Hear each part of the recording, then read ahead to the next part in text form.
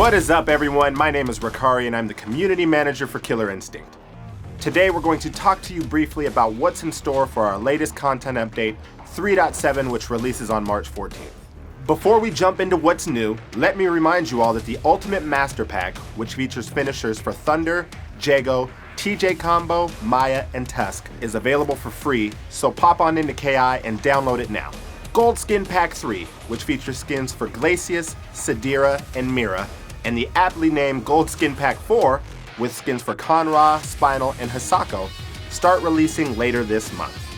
Keep an eye out for a more detailed look at these skins in action in the coming weeks. If you've been paying any attention to our Twitter feed, forums, or the internet at all in the last couple of weeks, you will have noticed that we revealed our latest character coming to Killer Instinct, Shin Hisako. Shin Hisako will be available for purchase starting on March 21st, but we have a very special opportunity for you. During the week of March 14th, we'll be giving you a special look at Shin Hisako on the Killer Instinct Beam channel. For that week, you'll be able to play as Shin Hisako, and should you defeat Gargos and Shadow Lords, we'll unlock her before her scheduled release date. More details on that front will be coming soon, so be on the lookout for that info. Alright, with the news out of the way, let's go over the patch notes. Keep in mind that we're only going to go over the changes to characters. Specific bug fixes can be found on our website. So with that, first up is Shadow Lords. There are now 4 new story missions for Tusk, Kilgore has finally been added to the Mimic pool, and there is an increased chance for getting dossiers throughout all of Shadow Lords. That's it, Shadow Lords is done. Now on to the character specific stuff. There are no big system changes to talk about, so let's start with Jago. Light Wind Kick is now -4 on block. Medium Wind Kick is now -6 on block. Heavy Wind Kick is now -11 on block. Double Roundhouse is now +2 on block.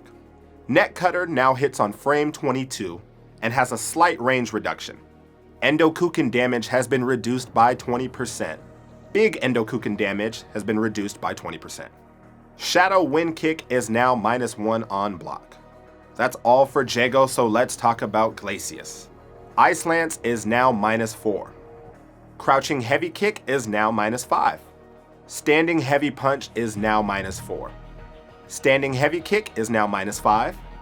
Heavy Puddle Punch inflicts 2 less frames of block stun, so that canceling it into Shadow Hail behaves like the light and medium versions. We are all done with Glacius, so next we're going to talk about Orchid. We've adjusted Flick Flack so that in juggles you cannot use this move back to back without inserting manuals in between.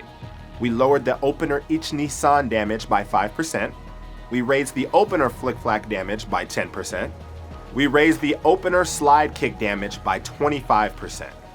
Alright, with Orchid out of the way, let's talk about Spinal. The startup of Shadow Bone Shaker is now projectile immune. Shadow Bone Shaker now loses its projectile invulnerability after its active frames have ended.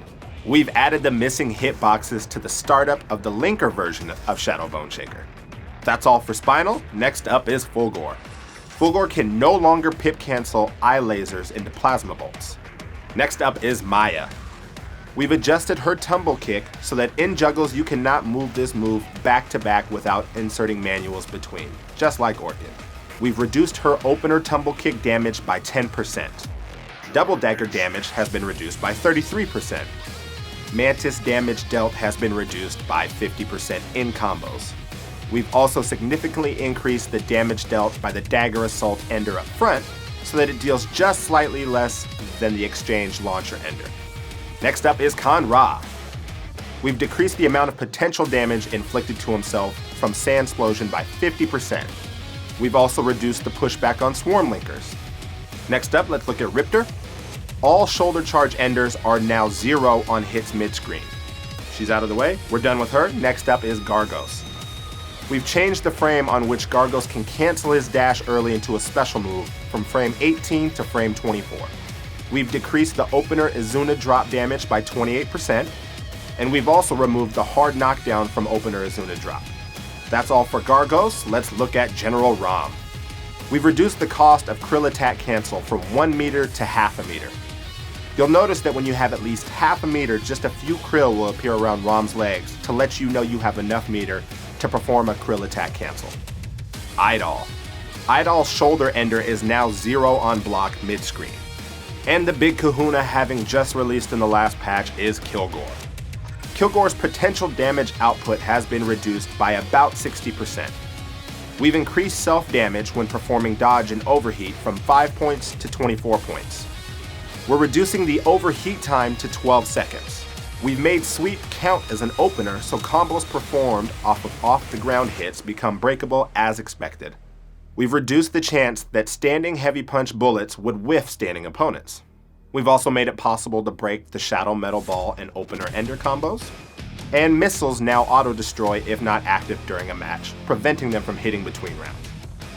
So that's going to do it for character-specific changes, and that'll wrap up our patch notes video. For a full list of everything that's coming in 3.7, make sure to head on over to ultra-combo.com and leave us your feedback in the forums as well. We'll see you next time.